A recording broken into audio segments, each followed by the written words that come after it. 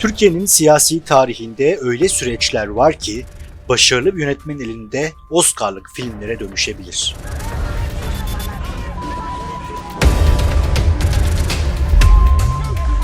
O süreçlerden birinin hikayesini anlatacağız sizlere. Hem de o dönemi yaşayan çok önemli bir aktörün ağzından. 2015'in son aylarında Türkiye ile Rusya tarihin en sancılı dönemlerinden birisini geçirmişti. Suriye'nin kuzeyinde operasyona çıkan bir Rus savaş uçağının Türk hava sahasını ihlal ettiği gerekçesiyle Türkiye tarafından düşürülmesi bir anda iki ülke arasındaki tansiyonu yükseltmişti. Tam da o günlerde Ankara'da emekli bir korgeneral kendisini bekleyen tarihi görevin farkında değildi. Tarihi bir görev olduğunu da düşünmedik. Hiç böyle aklıma bile gelmedi. Yani gidip görüşüp en azından bir yol açmayı, Türkiye ile Rusya arasında yumuşamayı sağlamayı, bir yol açmayı, bir fırsat ortaya çıkartmayı düşünüyorum. Eski Genelkurmay İstihbarat Başkanı emekli Korgeneral İsmail Hakkı Pekin, Rus uçağının düşürüldüğü saatlerde Ankara'daydı. 24 Kasım 2015 tarihinde ben Vatan Partisi'nde Genel Başkan Yardımcısıydım. Dış ilişkilerden, uluslararası ilişkilerden sonra Genel Başkan Yardımcısıydım. Bu olayı duyduğum zaman tabii insan içi cızıydı. İşte haber kanalları duymadan bizim ajanslardan gelen haberlerden öğrendik. Hemen oturup bir toplantı yaptık. Yani ne oluyor, ne bitiyor, bundan sonrası ne olabilir, olay nereye gidebilir? Açıklamaları gördük. O zamanki Başbakan Davutoğlu'nun açıklamaları vardı. Ben emir verdim falan gibi laflar. Onlar aslında topu Türkiye'ye attılar. Yani belki Türkiye'den şunu bekliyorlardı. Biz böyle uçağı düşürmedik ya da yanlışla düşürdük. Çünkü Rusya uçağın, kendi uçaklarının hangi ülkeye ait uçak tarafından düşürdüğünü bilmediğini. Başlangıç öyle geldi ama bizimkiler de oradan Rus uçağını biz düşürdük diye açık ve net olarak işte biz düşürdük, ben emir verdim diye Davutoğlu açıkladı bunu. Türkiye yani bu konuda hassas bir duruma düştüğünün farkına vardı ve bir şeyler yapmalıyız havasına girdi. Rus lider Putin, sırtımızdan hançerlendik diye açıklama yapmış, Türkiye ise geri adım atmayarak Rus uçağının sınır ihlali yaptığını ve uyarıları dikkate almadığını duyurmuştu. İki ülke arasındaki ilişkiler bir anda çok gerildi. Bu arada Doğu Bey Rusya'ya bir heyet gönderip işte bir arabuluculuk yapma, arayı bulma şeklinde bir konu gündeme geldi. İsmail Hakkı Pekin'in o dönemde mensubu olduğu Vatan Partisi, Türkiye'de Avrasya Birliği'ni savunan bir ideolojiyi temsil ediyordu.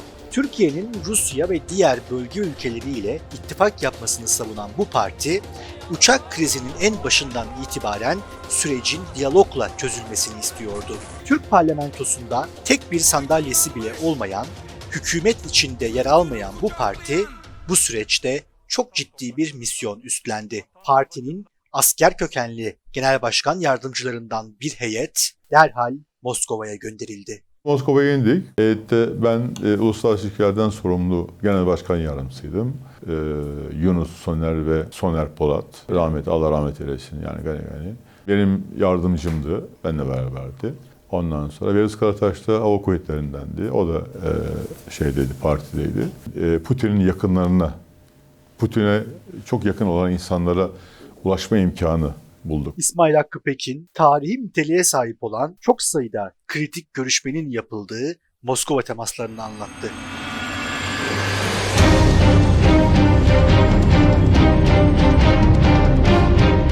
Bugünü not edin lütfen. Tarih 24 Kasım 2015 günlerden salı. Zor günler, belki hafif kalıyor bu günleri anlatmak için. Rusya Hava Kuvvetleri'ne ait Su-24 tipi bir savaş uçağı Türk jetleri tarafından düşürüldü. Önce şeye gittik. Onların emekli general ve büyükelçilerin bulunduğu, çalıştığı think tank kuruluşu var. Önemli bir kuruluş. Oraya gittik, onlarla görüştük. Generallerle falan görüştük. Onlara durumu anlattık. İyi karşılandık. Bu konuda hiç yani bir böyle ya bizim uçağımızı düşürdünüz, şunu yaptınız, bunu yaptınız gibi hiçbir şey olmadı. Söylemediler. Milyarder iş adamıyla ayrı bir odaya geçtik. Özel bir görüşme yaptık. O görüşmede olayı anlattım. Hatta görüşmenin bir bölümü Beyazıt Karataş da katıldı. O da yani bu konuda pilotların herhangi bir şey olmadığını, Türk Silahlı Kuvvetleri'nin, Türk ordusunun ya da Türk Silahlı Kuvvetleri'nin ve Türkiye'nin düşman olarak görmediğini, Rus uçaklarını ve bir kazan düştüğüne inandığını onlara falan da anlattı.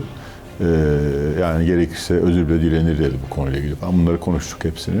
Ve olaylara stratejik olarak bakmamız gerektiğini söyledi. Ve arkasından bana bu şeyle ilgili Türkiye ile Rusya'nın İstiklal Harbi'nde, Kurtuluş Harbi'nde Sovyetler Birliği ile yeni kurulan Türkiye Cumhuriyeti arasındaki içindeki yardımlaşma, işbirliği konusu gibi tekrar birlikte çalışması gerektiğini ve bu iki ülkenin birbirine ihtiyacı olduğunu söyledi ve artık sağ, sol, komünizm vesaire falan bunları falan bir kenara bırakmamız gerektiğini, önemli olan halkın refahını artıracak önlemler alınması gerektiğini, adaletin sağlanması gerektiğini falan bu konuları görüştük. Bunları konuştuk. Bunları söylediklerimizi, konuştuklarımızı ben dedi ileteceğim dedi. Yani bu tansiyonun daha fazla yukarı çıkmamasını, mutlaka düşürülmesi gerektiği konusunda görüştük. Bunları Putin'e ileteceğini söyledi.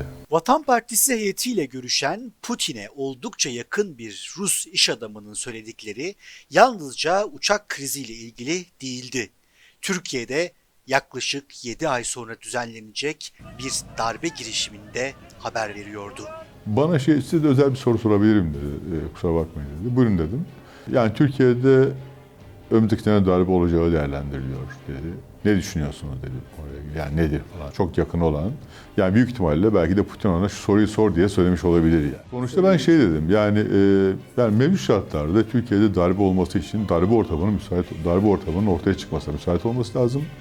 Böyle dedim, müdahalenin olması için, başarılı olması için de komuta heyetinin müdahalenin içinde olması gerekir. Yani sadece komuta heyetinin değil, yani üniversitelerin başka teşkillerinde. Ama Türkiye'de böyle bir şey yok. Yani Türkiye'de bunlar olmadan yapılacak bir darbe başarısızla sonuçlanır. Darbe sadece, askeri darbe sadece şeyle yapılmıyor, askerle yapılmıyor. Yani halkın bir kısmının bunu desteklemesi gerekiyor, üniversitelerin desteklemesi gerekiyor, bazı kurumların desteklemesi gerekiyor. Dolayısıyla öyle bir şey yok. Evet, emekliydim ama yani kokladığınız zaman ortamı böyle bir şey yok. Böyle bir ortamda yapılacak darbe başarısızla sonuçlanır. Nitekim öyle sonuçlandı. Sadece askeri darbe sadece şeyle yapılmıyor, askerle yapılmıyor. Yani halkın bir kısmının bunu desteklemesi gerekiyor, üniversitelerin desteklemesi gerekiyor, bazı kurumların desteklemesi gerekiyor. Dolayısıyla öyle bir şey yok ortada. Группа кемалистов из партии «Ватан», которые только что совсем недавно вышли из тюрьмы, в том числе бывший глава военной разведки генерал Исмаил Хаки Пекин, адмирал Санер Палат, прибыли с конфиденциальным визитом в Москву, где выступили на закрытых мероприятиях. Moskova'da bir haftaya yakın bir süre Rus askeri yetkililerle Putin'e yakın düşünce ve iş adamlarıyla görüşen Vatan Partisi heyeti Ankara'ya döner dönmez soluğu Dışişleri Bakanlığı'nda aldı. Türkiye'ye geldikten sonra hemen Dışişleri Bakanlığı'na telefon ettik böyle böyle bir şey var diye. Genel Başkanımız Doğu Perinçek istemişti. Dışişleri Bakanlığı bize hemen randevu verdi. Ertesi gün ben Dışişleri Bakanlığı'na gittim. Dışişleri Bakanlığı'nda Rusya'dan sorumlu Genel Müdür Yardımcısına ve bir de Suriye'den sorumlu ayrı bir genel müdür yardımcısı var. Onlar ikisine beraber anlattık. Büyükelçileri anlattık ve büyükelçiler özellikle Rusya konusunda çok ilgilendiler. Çünkü Rusya özel önem var yani Türkiye için. Çok güçlü bir ülke. Türkiye'nin çok büyük ticaret bağları var. İşte gaz olarak, doğal gaz olarak oraya bağımlı falan. Ortak projelerimiz var. Türk müteahhitleri orada çalışıyor. Çok sayıda bina yapmışlar. Çok tesis yapmışlar. Şimdi bütün bunlara baktığımızda onlar bir an evvel bu işin bitmesini yani düzelmesini istiyorlardı. Çok dikkat edin dediler, not aldılar. Şöyle bir şey söyleyeyim. Bir defa yaptığımız görüşmelerin dönüşü oldu bize. Dugin vasıtasıyla oldu. Yani söylediklerimizin, ettiklerimizin Putin'den dönüşü oldu. O dönüşü biz tekrar, biz Türkiye'de kimle görüşebiliriz? Ya da Cumhurbaşkanı'na nasıl ulaşabiliriz? Kimlerle vasıtasıyla ulaşabiliriz diye düşündüğümüzde onun yolunda bulur. Tanıdıkları vasıtasıyla Cumhurbaşkanı'nın. O yolla Cumhurbaşkanı, yani ben dışlarıyla ulaştım ama o yolla da Cumhurbaşkanı'na kadar ulaşıldı. Çünkü Putin'in söylediği konu pilotu öldüren adamın bir şekilde tutuklanması, mahkemeye verilmesi gibi bir şeyler. Bir jest yapın. Bugün bunu söyledik ve gerçekten ertesi gün o herhalde bu kadar tesadüf olamaz değil mi? Yani o adam tutuklandı. Paraşütle atlayan, uçak vurulduktan sonra paraşütle atlayan pilotlardan bir tanesi sağ olarak ele geçirilmişti. Onlardan birisi Alparslan diye birisi tarafından oradaki mücahitten ya da savaşlardan birisi tarafından öldürülmüştü. O kişi İzmir'deydi ve orada tutuklandı adam. Yani öyle söyleyeyim. Bu da mesajların yerine gittiğini gösteriyor ve ondan sonra zaten onlar siyasiler devreye girmek suretiyle, birileri daha devreye girmek suretiyle bizim o başlattığımız için sonunu getirdiler ve Türkiye ile Rusya bir müttefik haline geldi. Çok küçük bir şekilde başlayan bu bizim girişimimiz daha sonra Türkiye ile Rusya'nın en azından Suriye konusunda ittifak yapmasına, belki ileride Doğu Akdeniz konusunda bir ittifak yapmasına neden olmuş bir olay diye değerlendiriyorum. Neden olmuş olabilir diye değerlendiriyorum. Yani bazen çok basit hadiselerden, çok küçük hadiselerden çok büyük olaylar çıkıyor, çok büyük zararlar oluyor. Bazen de işte böyle birkaç kişinin ya da Doğu Perinçek gibi bir parti liderinin devreye girmesiyle, diğerleri birilerini göndermesiyle bir tanıdığın bulunması, o tanıdık vasıtasıyla işte başkanın yakınlarına ulaşılmasıyla da birçok şey halledilebiliyor yani. Türkiye-Rusya ilişkileri her iki ülkenin de sağduyulu yaklaşımlarıyla kısa zaman içinde toparlanma sürecine girdi. Ancak bu sefer de Rusya'nın Ankara Büyükelçisi Karlov'un bir resim sergisinde suikast sonucu öldürülmesiyle yeniden sıkıntılı bir dönem başladı. Ancak bu sefer her iki taraf da hazırlıklıydı. Rusya ile Türkiye'yi karşı karşıya getirmek gerekiyor. Çünkü belli ki yani bunu şeyler de görüyorlar. Orada Amerika'daki stratejistler ve şeyler de görüyorlar. Yani güvenlikçiler de görüyorlar. Bakıyorlar yani bu eninde sonunda Suriye konusunda Türkler Suriye için Türklerle Ruslar anlaşabilir. Çünkü ikisinin menfaatleri birbirini tamamlıyor. Amerika ile Türkiye'nin menfaatleri Türkiye'ye tam zıt yani. O zaman bir iş daha yapalım. Lavrov'u öldürmek suretiyle Türkiye-Rusya ilişkilerini daha dibe çekmek, oradan yani iyice bozmak istediler ama ne Türkiye ne Rusya bu oyuna gelmedi.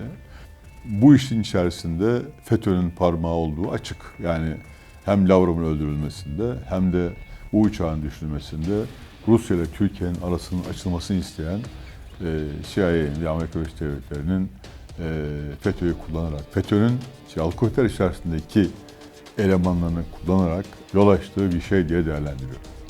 Bu oyuna gelmedi. Bu işin içerisinde FETÖ'nün parmağı olduğu açık. Yani hem Lavrov'un öldürülmesinde hem de bu uçağın düşürülmesinde Rusya ile Türkiye'nin arasının açılmasını isteyen CIA'nin ve Amerika Birleşik Devletleri'nin FETÖ'yü kullanarak, FETÖ'nün Al-Kaide içerisindeki elemanlarını kullanarak yol açtığı bir şey diye değerlendiriyor.